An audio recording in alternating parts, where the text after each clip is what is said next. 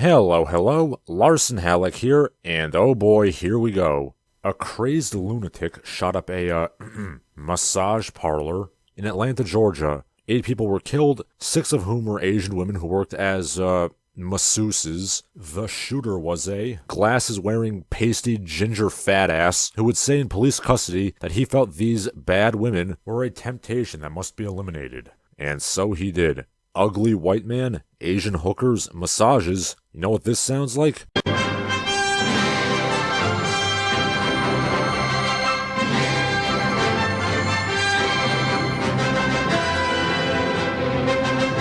Right on cue, the op-eds came pouring in. This is a reflection of white supremacy. This is a legacy of colonialism. And so on and so forth. And I'm sure that the media outpouring has nothing at all to do with the fact that this case is a convenient distraction from the fact that the majority of anti-Asian hate crimes are and have been for a while been committed by black people, including the cases of elderly people being murdered they may have heard about recently, but for some mysterious reason, the offender's race is never specified. Lo, Robert Long is great white defendant, which is a remarkably useful concept that I use fairly often, despite the fact that, in all honesty, Bonfire of the Vanities is not a very good book. Yeah, I said it. And I'm digressing. For those of you who are new to me, Asian sex bullshit is something I discuss fairly often also. It is the negative vibe that 90% of Asian American op-eds, literature, magazine articles, films, YouTube videos, TED Talks, Asian studies programs, Broadway plays, radio programs, podcasts, and really media output in general revolve around. Oh, and hey, did I mention what poem is banned from being recited in public in Burma? To put it very succinctly, and by that I mean literally say everything that needs to be said, both Asian men and women have negative stereotypes surrounding them in terms of sexuality.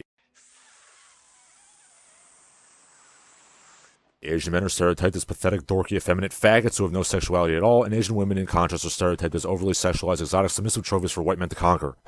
There you go. That's about 90% of what Asian Americans talk about. If you were interested in an Asian studies program, congratulations, I saved you $50,000. But while I mock the simplicity of this complaint and the fact that nobody can just come out and call a spade and say this is what they're angry about, I am not saying this issue does not exist. Of course it exists. I mean, look at this casting call for an Asian actor that made the rounds on Twitter a couple years ago. It is literally saying, we only want Asian men that are short, have no muscles, and have tiny penises. Imagine a Hollywood mogul, a fat, sweaty Harvey Weinstein type, running into central casting with this hilarious concept for a character. Hey, check this out, dude. He's an Asian dude with a funny accent and a bowl cut who looks like shit and has a small penis. Hurdy-dur. I have in the past talked about the looks I get when I dare to have an attractive woman on my arm. Like Bigfoot decided to just walk through the street one day. In my internet endeavors, I've received a fair amount of hate mail from people who are spluttering with outrage at the very thought that an Asian man might be stronger, more sexually attractive, and more masculine than they. The women's complaints are also legitimate.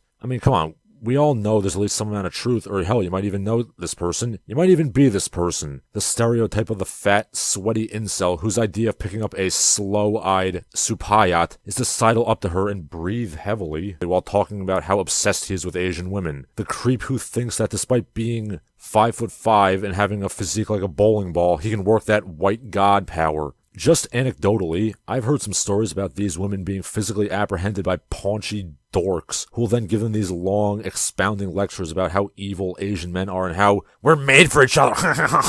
From whence did the stereotype come? Which is to say, why does this particular feminization stereotype get associated with Asia and not some other place that got colonized? Well, I'll be damned if I know. But if some Twitter leftist can say something like this, inextricably linking Asian womanness to sex work, I think it's fair to say that the stereotype is, at the very least, something that exists in the pop culture zeitgeist. Check out the novel The Bear and the Dragon by Tom Clancy for an absolutely cringeworthy example, possibly the greatest example of this east-west male-female sexual dichotomy in action. Without going into detail, a major plot point of the novel is literally the entire Chinese Politburo being cuckolded.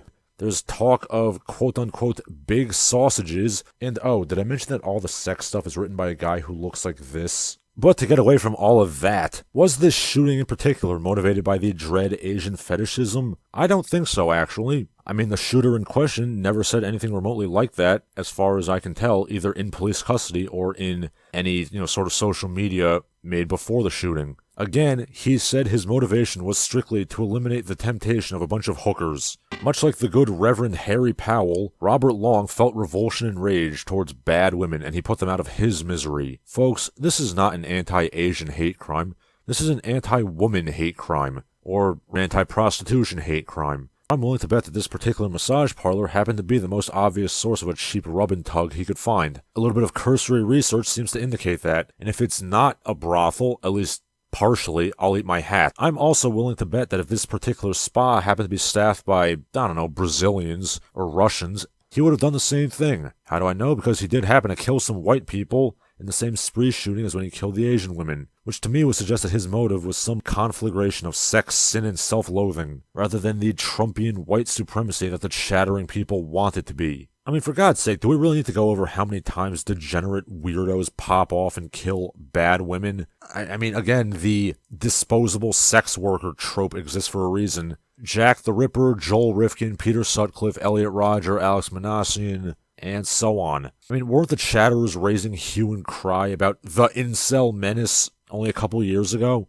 Yeah, I'll just say it. Bobo here, not a good-looking man. While I'm not aware that he has specifically referred to himself as such, I would be highly surprised if he weren't an incel. While the term incel is a new thing, involuntary celibacy has existed as long as humanity itself has existed. And yeah, a cursory study of history will tell you that sexually frustrated and resentful men, they tend to do some crazy stuff. So what is to be done here? I've always argued that legalizing prostitution would do much to defeat the incel menace, and I stand by that, but I never said it would fix every problem. This case proves that. If my research is correct, this guy partook in the handjobs more than once, and he hated himself for it, which reflects a deeper sexual pathology. As always, I will argue this. If guns are going to be legal, and I feel they should be, then the nation has the responsibility to also ensure that mental health services are freely available, and a major part of getting proper treatment is to, as I said, call a spade a spade. So let's not accuse this man of being a MAGA hat-wearing white supremacist when he has given no indication of being so. Need I remind you that in the last half-decade, incels of all races have killed far more people than white supremacists ever have. I'm Larson Halleck, reminding you that, yeah, you should be a little bit wary around angry beta males. The incel menace does, in fact, exist. And now, a word from our sponsors. Hello, are you a fan of Larson Halleck and the Barbaric Gentleman? Of course you are, otherwise you wouldn't be watching. Would you like to help the channel grow? Here's how you can. You can go to patreon.com and pledge some money, joining the ranks of the illustrious heroes you'll find at the end of the video. You can also go to paypal.me/LarsonHalleck to give me some money, or you can follow me on social media, @LarsonHalleck on Twitter and Instagram. I don't use right-wing grifter sites like Gab and Parlor because they suck. You can also buy my books. The links to do so are in the video description. And of course, please subscribe and spread the word. That name again is Larson Halleck, and I hope you enjoyed the video.